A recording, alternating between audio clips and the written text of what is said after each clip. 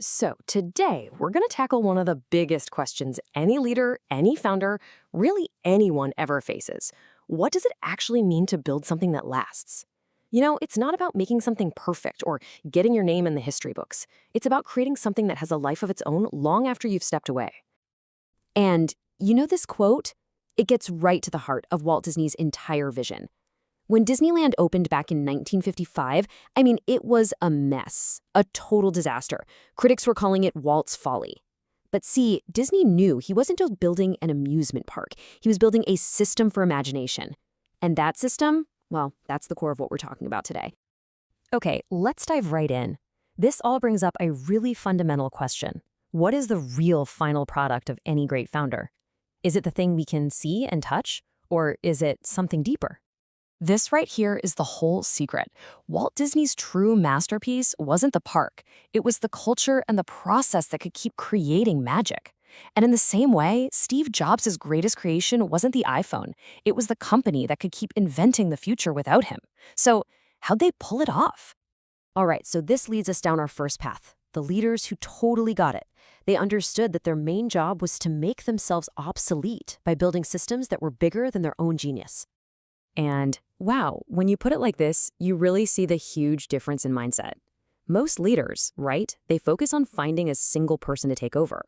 But Jobs, he was focused on making himself replaceable by building an entire institution that was designed to think like Apple. He didn't just hand over the keys and walk away. He spent years, literally years, embedding his philosophy into the company's DNA. He set up these cultural rituals for how products were reviewed, how meetings were run, and what thinking different actually meant in practice. He was designing Apple to outlive him.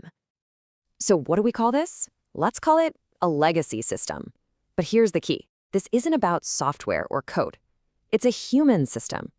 It's a mix of culture, principles, and processes that lets the magic keep going, even when the magician is gone. And this idea, it's not just for corporations. Now let's scale this idea way, way up. Let's talk about Andrew Carnegie. He wanted to give away his massive fortune, but he knew that just handing out cash wouldn't create a lasting impact. No, he needed to build a system. And his method, oh man, it was genius. Check this out. Step 1, he'd pay for the building.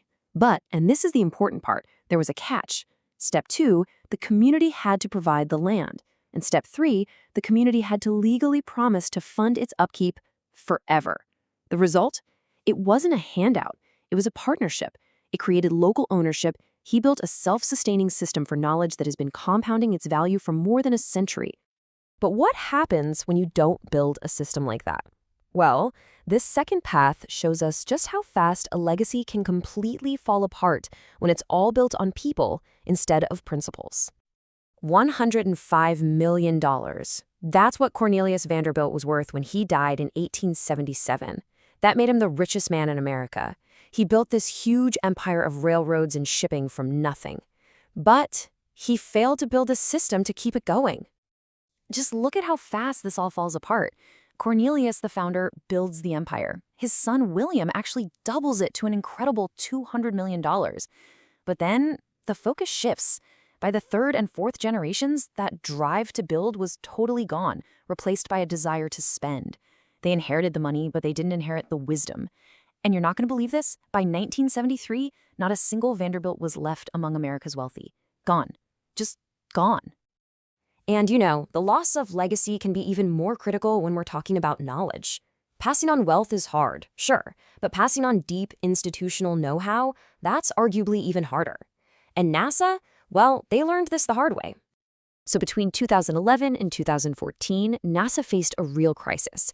A whole wave of their most experienced people were retiring. We're talking people with an average of 15 times more years of experience than the people replacing them. This created a massive and frankly dangerous knowledge gap, because you can't write down the instincts and gut feelings you need to run a safe space mission in a manual. That critical, unspoken knowledge was literally walking right out the door, putting the entire future of the program at risk. Okay, so this brings us to the final, absolutely crucial ingredient for building something that lasts, the courage to let go of the present to make room for the future. And this, without a doubt, is often the hardest part. This is the question, right? Why on earth would you destroy something that's working when you've got a formula that's making you millions? The idea of killing it yourself. It just sounds insane, but sometimes it's the only way to survive. Reed Hastings at Netflix is the perfect case study here.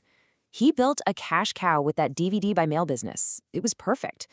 But he knew streaming was the future, so he made the incredibly painful choice to cannibalize his own profitable business before a competitor could. It was brutal on the short term. I mean, it almost killed the company, but it's the reason Netflix is a global giant today.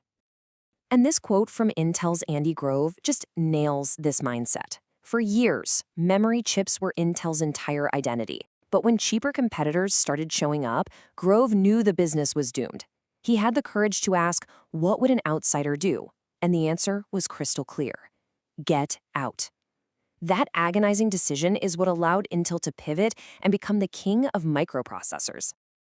So when you bring all of these stories together, the huge successes and the spectacular failures, it all comes down to one fundamental choice about what your work is really for. Are you building a monument to your own success, something that's all about you and will end with you? Or are you building a movement, a self-sustaining system of culture, knowledge, and values that can keep growing and evolving long after you're gone? Let's just put it all together. The biggest takeaway is that a true legacy isn't a product, it's a system. Without the system for wisdom, the Vanderbilt fortune just evaporated. Without a system for transferring knowledge, NASA's mission was at risk.